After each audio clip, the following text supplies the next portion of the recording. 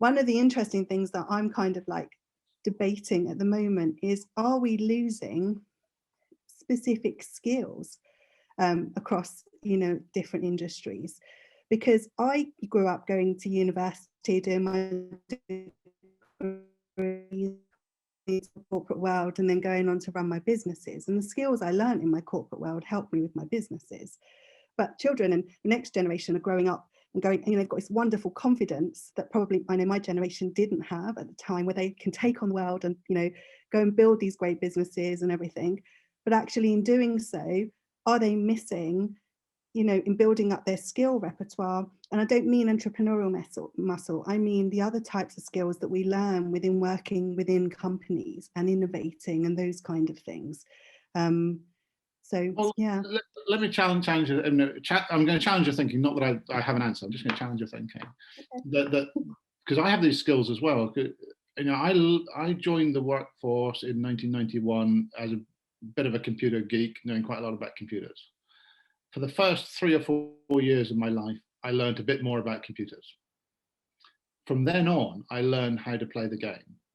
And the game was HR, it was sales, it was accounting, and filling in forms, going to meetings, doing planning things. Nothing to do with what I did, but this thing which was supposed to be organising, presumably other people who I've now forgotten about, to do the work. I mean, I don't quite know what value all that stuff in the middle had, but was a lot of it, and you got rewarded for doing it.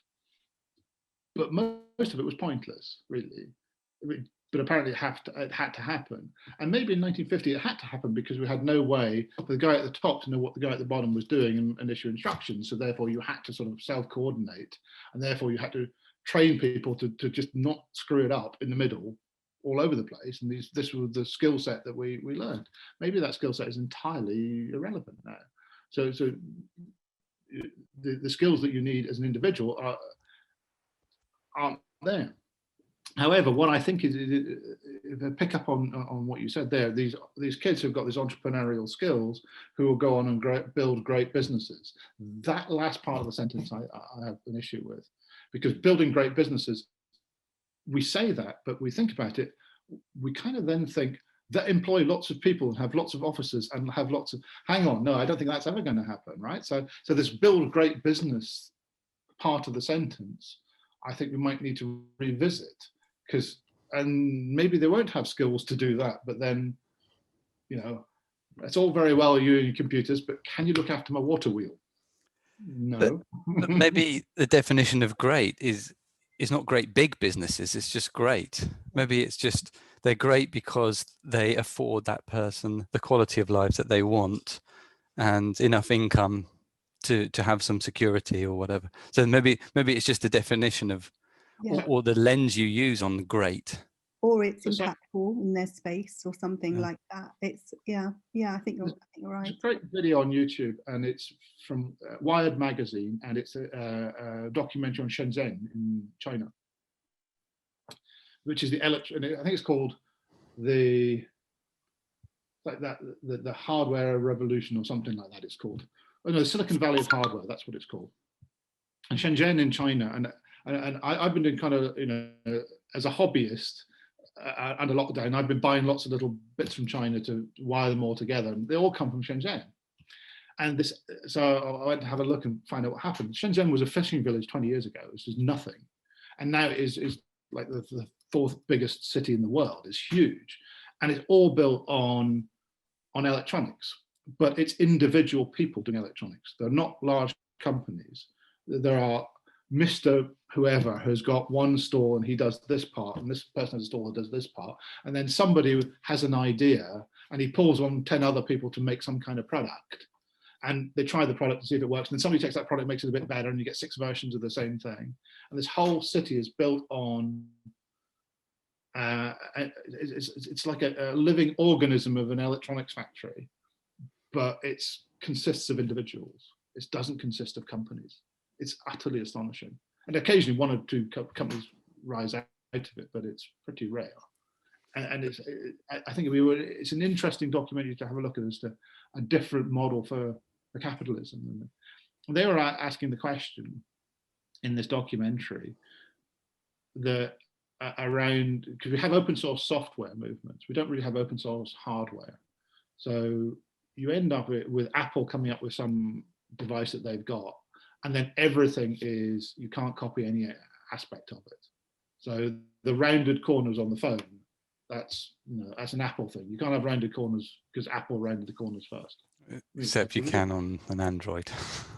Well, yes, but they must have got around it somehow. But it's utterly ridiculous, some of these things. I mean, the idea that you can be, you know, you can take the world's resources, your unfair proportion of it, because you decided to do this little innovation.